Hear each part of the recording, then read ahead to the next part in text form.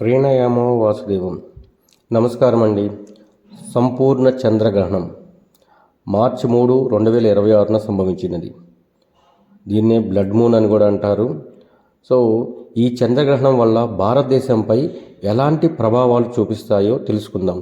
మార్చి 3, 2026 హోలికా దహనం రోజున, అంటే హోలీ పండుగ రోజున ఈ సంపూర్ణ చంద్రగ్రహణం అనేది, సంపూర్ణ లేదా పాక్షిక చంద్రగ్రహణం అనేది ఏర్పడింది.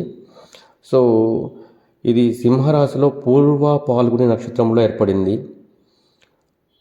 దీనివల్ల ఆధ్యాత్మికంగా మరియు జ్యోతిషపరంగా కూడా చాలా విశ్లేషణ ఉంది. కేతు ప్రభావం అధికంగా ఉండడం వల్ల ఇది ఒక రకమైన కర్మశుద్ధి, క్లీనింగ్ ఆఫ్ యాక్టివిటీ అని కూడా అంటారు. సో దీని గురించి చూసినట్లయితే రాజకీయ ప్రభావాలు చూసుకుందాం. ఇది ఈ గ్రహణం అనేది సింహరాశిలో ఏర్పడింది. సింహరాశి అంటే అధికారానికి మరియు నాయకత్వానికి చిహ్నం. ఇక్కడ గ్రహణం ఏర్పడడం వల్ల పాలక వర్గంపై ప్రభావం ఎక్కువగా ఉంటుంది. నాయకత్వ సవాళ్ళు, కేంద్ర ప్రభుత్వంలో అగ్రనాయకత్వానికి ఊహించని సవాళ్లు ఎదురయ్యే అవకాశం ఉంది. కీలక పదవుల్లో ఉన్నవాళ్ళు మార్పులు లేదా క్యాబినెట్ పునర్వ్యవస్థీకరణ జరగవచ్చు. నాయకత్వ సంక్షోభం కూడా ఏర్పడవచ్చు. సింహం అంటే అధికారం. పాలక పక్షంలో కీలక మార్పులు చోటు చేసుకునే అవకాశం ఉంది. కొందరు సీనియర్ నేతలు తమ పదవులను కోల్పోయే అవకాశం కూడా ఉంది. ఇది రాజకీయ పరిణామాలకు ఒక విష పరిస్థితి అనేది చెప్పుకోవచ్చు. రాజకీయ అస్వస్థత కూడా ఏర్పడుతుంది. అధికార ప్రతిపక్షాల మధ్య ఘర్షణలు తీవ్రమవుతాయి. విదేశీ విధానాల మరియు వాణిజ్య ఒప్పందాలపై దేశవ్యాప్తంగా చర్చలకు తెరలేపుతుంది.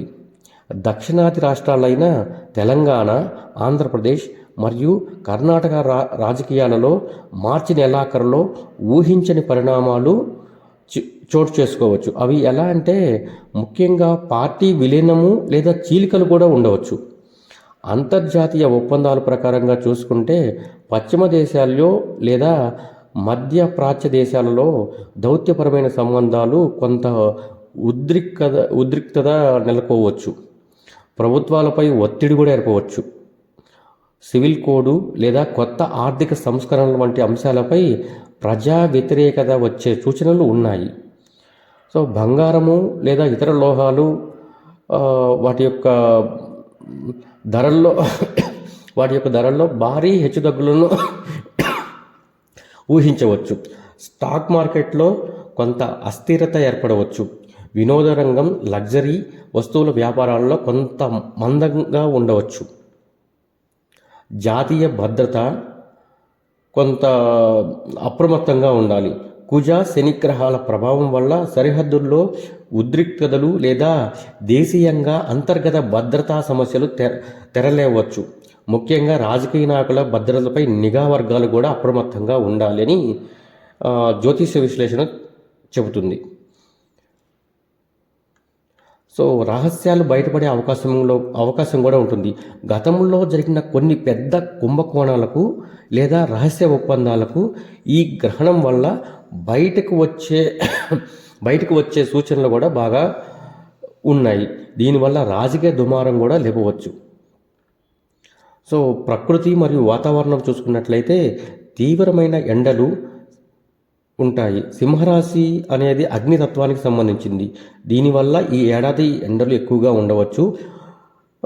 ఉష్ణోగ్రతల్లో సాధారణ కంటే ఎక్కువగా నమోదయ్యే అవకాశం ఉంది.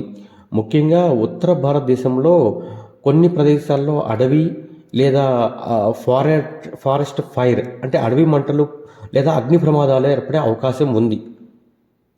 సో ఇలా మనం ఈ గ్రహణ ప్రభావాన్ని మనం విశ్లేషించుకోవచ్చు. జై శ్రీరామ్.